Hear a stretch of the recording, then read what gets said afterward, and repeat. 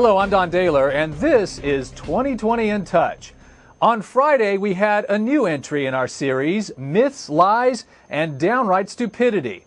Of the 10 myths we covered, and you won't be surprised at this one, the most talked about was gun control reduces crime. Here's John Stossel.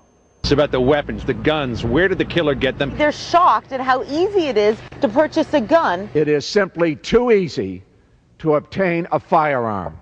The belief that gun control prevents gun crime is why many were upset this spring when a bombshell court ruling could put handguns back in D.C. homes. A court threw out Washington, D.C.'s 30-year ban on guns. And that's outrageous, said public officials. More guns very simply lead to more violence. I don't know how anyone can be serious in saying that, because the gun violence went up when they banned handguns. Tom Palmer's one of the plaintiffs who sued D.C. over the right to have a gun. He's correct about gun violence going up.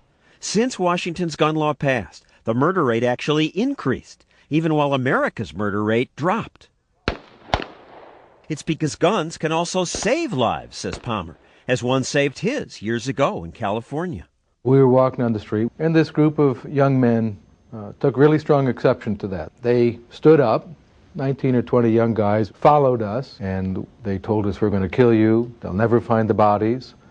And I turned around and showed them the business end of a pistol. Just pulling out the gun was enough to stop them. Yeah, it works. Merely having a weapon and being able to display it when I was threatened saved my life. Now, you may think that carrying a gun, as Palmer did, is illegal in most of America, but it's not. Many people don't realize that today in America, in about 40 states, it is legal to carry a concealed weapon on your person. And in those 40 states, there is no more violent crime or murder than in states where guns are restricted. The town of Kennesaw, Georgia, went a step further and passed a law requiring every household to have a gun. Did they then experience a crime wave? No. Well, after the city ordinance passed, there was actually a decrease in reported crime in the Kennesaw area, especially violent crime. Now, I don't want politicians ordering me to have a gun, and the law isn't enforced here. But townspeople we talk to like the law. I think it makes people think twice. This is a very peaceful place to be. We should have guns. I mean, that's what free society do.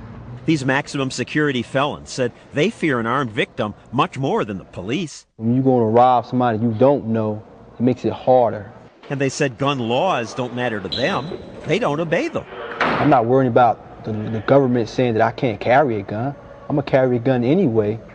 It's impossible to know exactly how often guns stop criminals, because who reports a crime that doesn't happen? But people use guns in self-defense every day. Often just showing a gun is enough to prevent the crime. When robbers broke into Joyce and Raymond Pappin's home and attacked Raymond, he yelled, "Get the gun, get the gun." Joyce did, and when the robbers saw it, they ran away. Boy, when he saw the gun, he just started running, and they weren't just walking fast, they were running. They had boots on, you could hear them boots a-clopping. Joyce says having a gun changes the balance of power. And here's a controversial idea. Some Virginia Tech students say they wish students had been allowed to carry guns, because one of them might have stopped the killer before he shot so many people. And that's what happened 5 years ago at the Appalachian School of Law. Hearing shots, 2 students went to their cars, got their guns, and helped restrain this shooter until police arrested him. One of the things that the gun does is it equalizes unequals. My mom told me when I was a young boy, because she was armed, she was never afraid. So, gun control isn't necessarily crime control. In fact, the National Academy of Sciences reviewed hundreds of studies and could not document a single gun regulation that reduced violent crime or murder. If someone gets into your house, which would you rather have, a handgun or a telephone? You can call the police if you want, and they'll get there, and they'll take a picture of your dead body. But they can't get there in time to save your life. The first line of defense is you. And it'll be no surprise to you that we've heard from a lot of viewers on both sides of the gun control issue. Here are a few samples of what they wrote. If you actually believe fighting gun crimes with guns are the solution, you're highly mistaken. Maybe we should wonder why we have one of the highest crime rates from all the modernized nations. And another viewer agreed. The bad news for crimes involving guns: the U.S. rate is incredibly high compared to other developed nations. We have the highest crime rate, and the other developed nations are not even close to our horrible death rate, killing each other with guns. But others had a different point of view.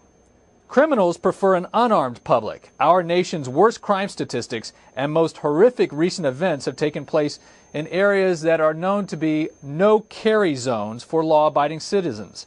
There's a reason schools make such good targets for gun violence. Only the criminal will be armed. And another viewer wrote, Canada has the same firearms heritage as the U.S., yet a fraction of the crime. Reason? Guns are not the problem. People are the problem. For all of us at 2020, I'm Don Daler. We're in touch, so you be in touch.